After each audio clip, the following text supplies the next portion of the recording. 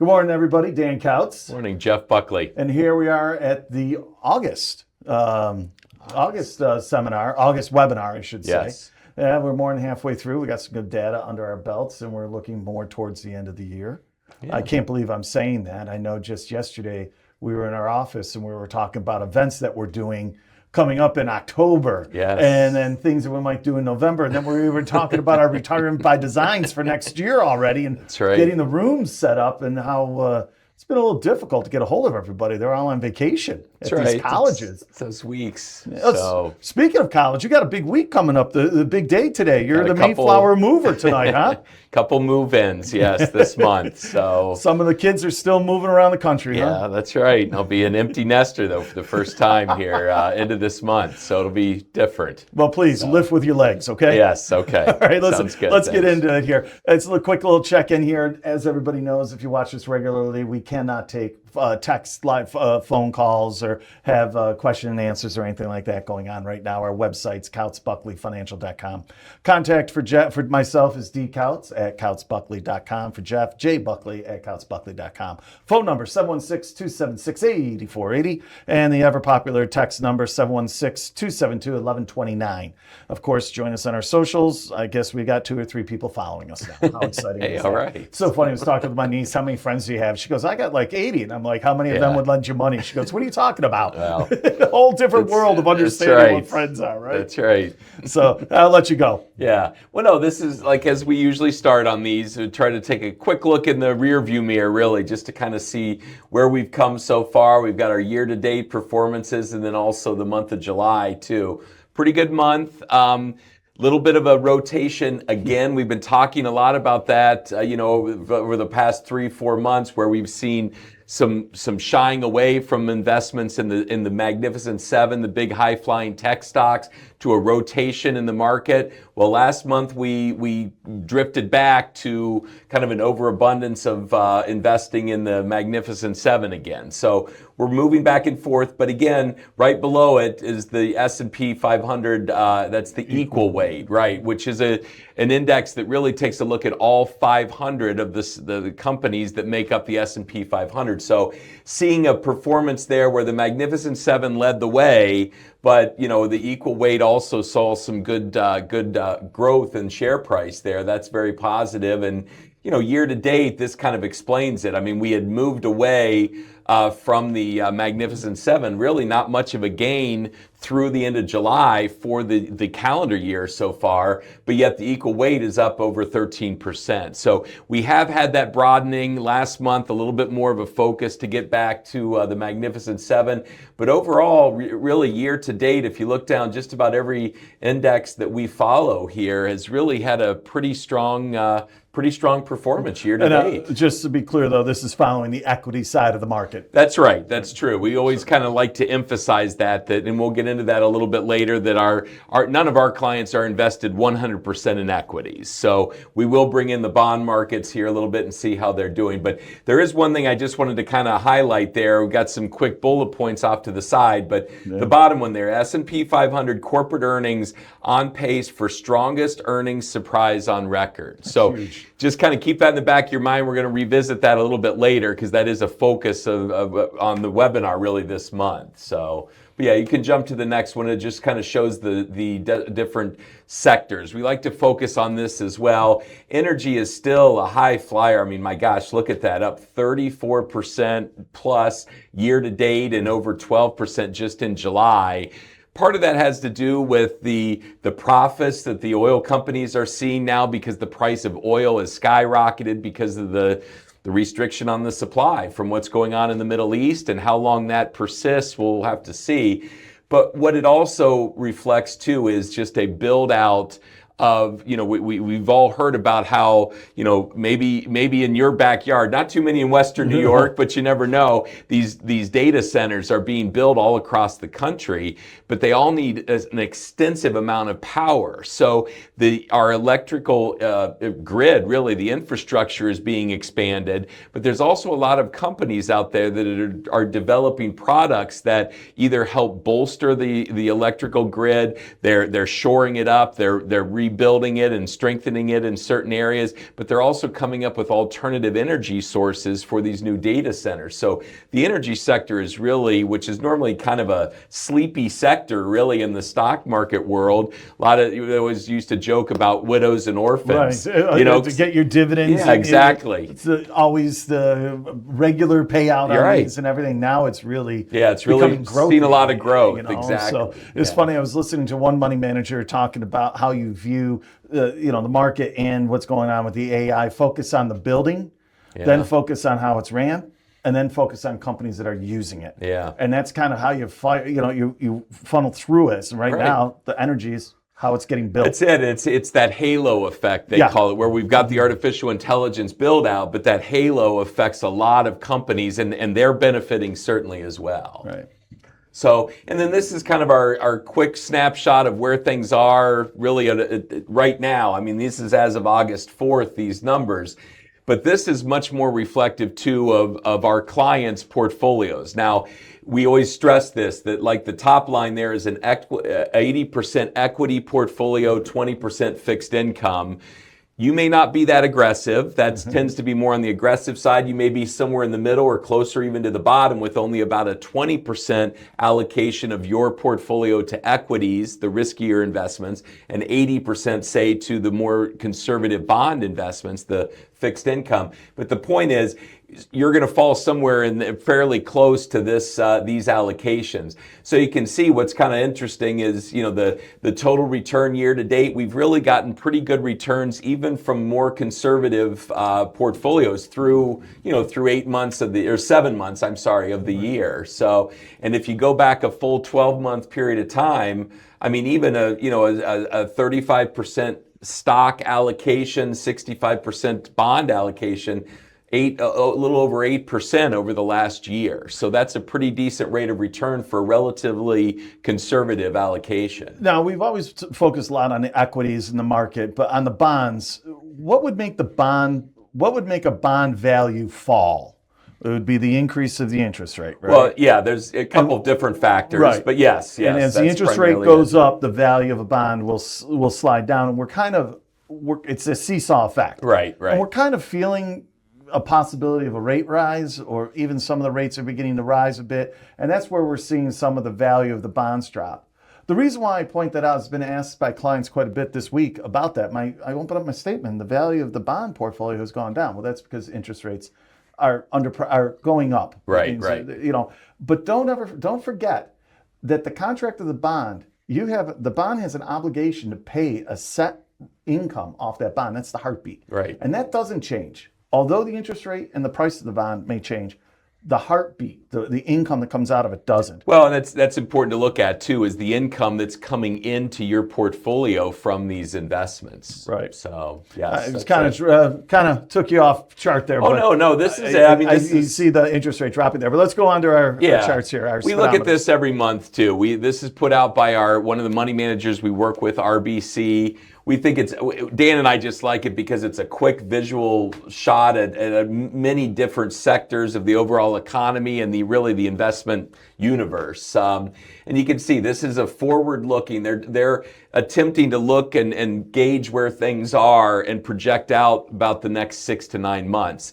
And as you can see a lot of yellow on there, which is kind of the caution area, but there's no red. Right. No red, which is positive. Only a couple greens, and they're only slightly in the green area.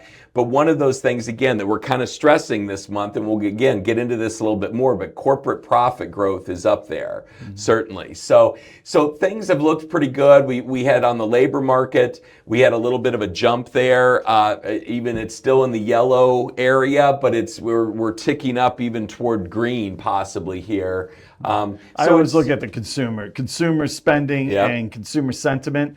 I like it when they're in line, as they are right now. When they get out of whack, that's a sign that we might have a little, especially consumer spending. Well, and we've certainly stressed that before. That is so important to our economy, because I think we're about 70% of our economy it's driven by consumer spending. So when our sentiment stays strong, but it's backed up by that consumer spending. Action. Yes, right. That's it. So good. Yep, that's it. So Just wanted to jump in a little bit deeper on this. And this, I just grabbed that highlight from the earlier slide, but S&P 500 corporate earnings on pace for strongest earnings surprise on record. All right. So then I dove into that a little bit more. We use this fact set quite a bit. This is, they have quite a bit of facts that are updated really almost on a daily basis. And so this is a snapshot as of July 31st.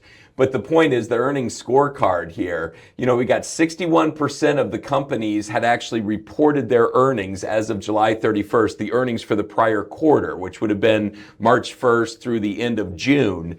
And with only about 61% reporting, but about 86% of those had reported a positive earnings surprise, and about 77% of S&P 500 companies a positive revenue surprise.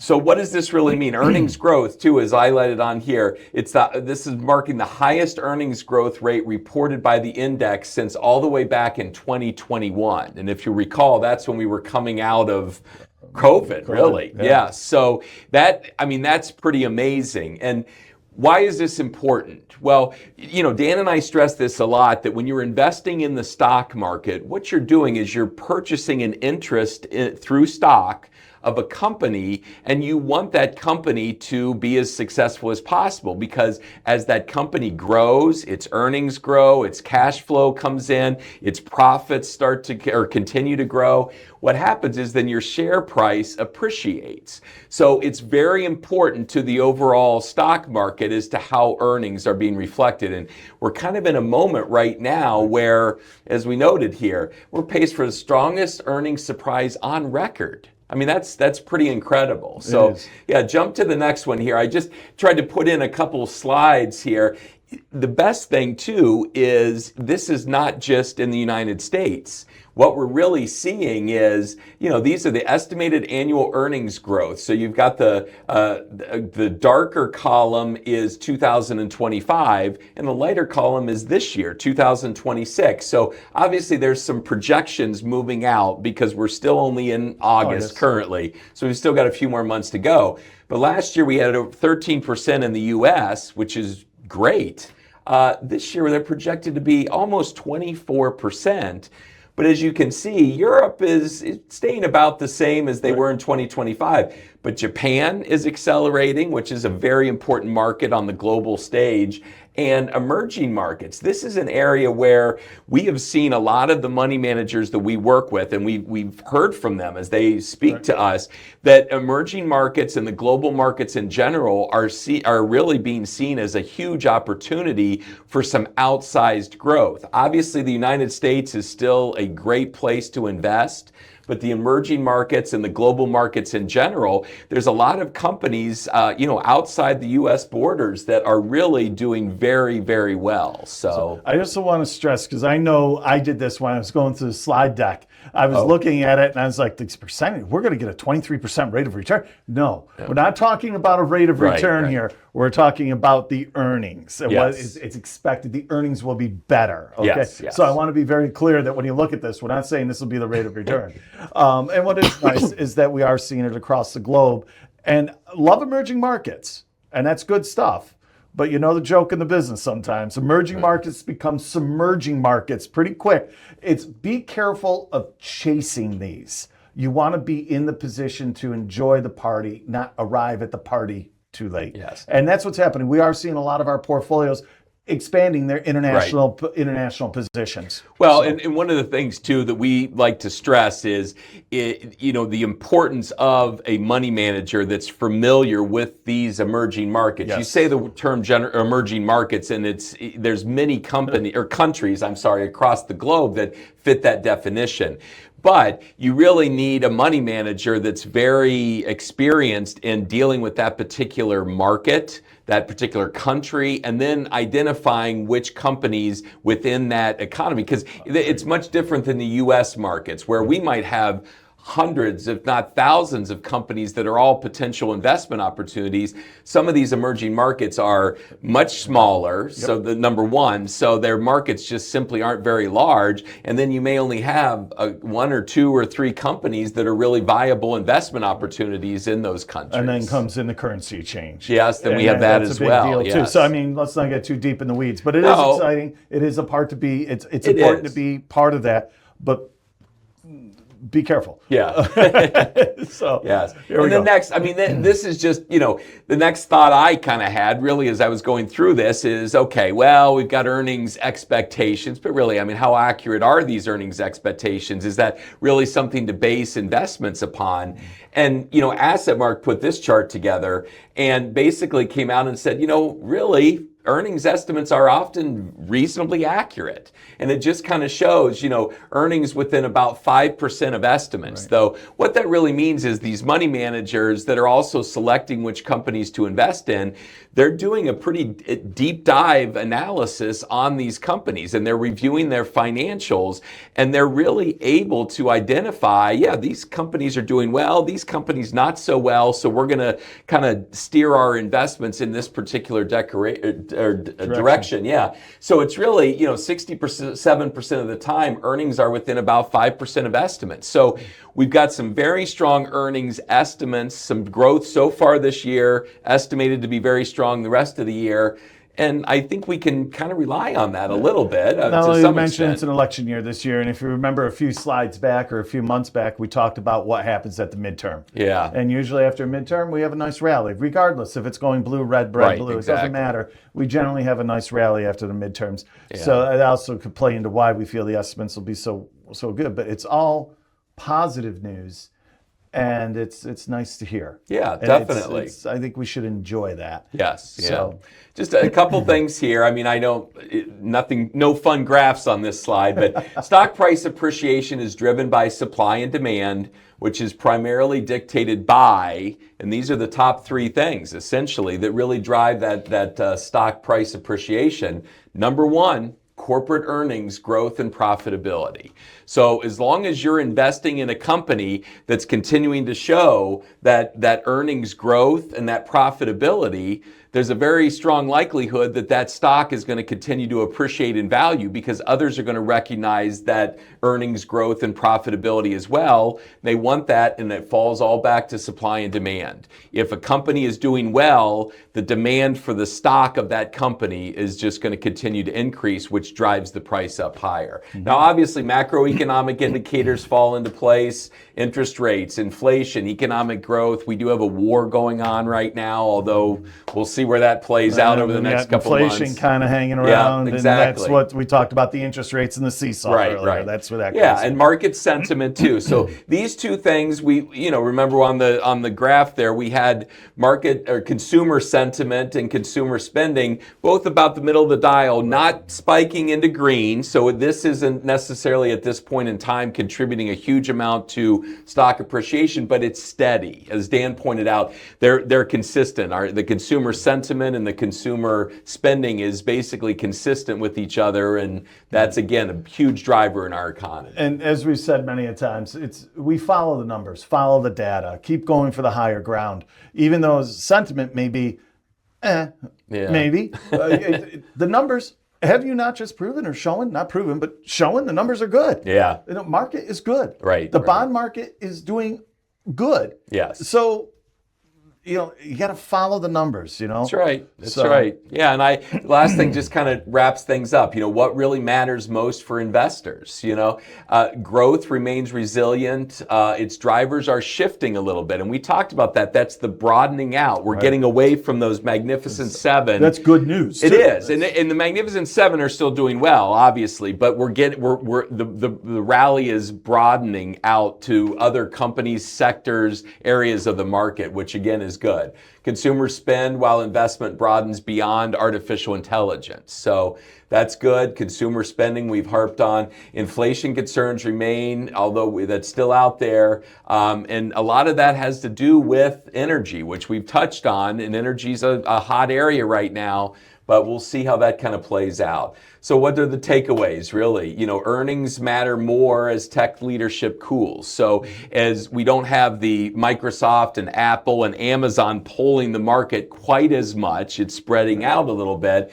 Earnings do matter, but we're experiencing record earnings growth, yes. So higher bond yields favor income over appreciation. So we want to look instead. We might not see, some price drops in the value of the bonds you're holding, which is disheartening to see. But when we focus on the yield that those bonds are generating, that's really what we want to focus on. And it always goes back to, why are you buying bonds? We talk about that with our clients all the time. Yeah. Safety or income, That's right. So that's it. what's the And purpose? diversification it must extend through countries and beyond bonds. And we're seeing that. We're seeing earnings projections really across the globe and beyond bonds too. Cool. So, yeah. So now move forward, sir. Oh, yes, you can. Yes. There you go. It brings us up and wraps it up. Thanks, Jeff. And I know you'd spent a lot of time putting this together, and it's always a good piece of information. We get huge feedback from our clients that watch us. If you enjoy this, there's going to be a link at the bottom that you can pass this on to a friend. Let them know we're here and let them share this information. And we can't wait to sit down next month and go through this again. That's right. And visit with you all. So give us a call if you have any question, and we'll talk to you soon. Thank you.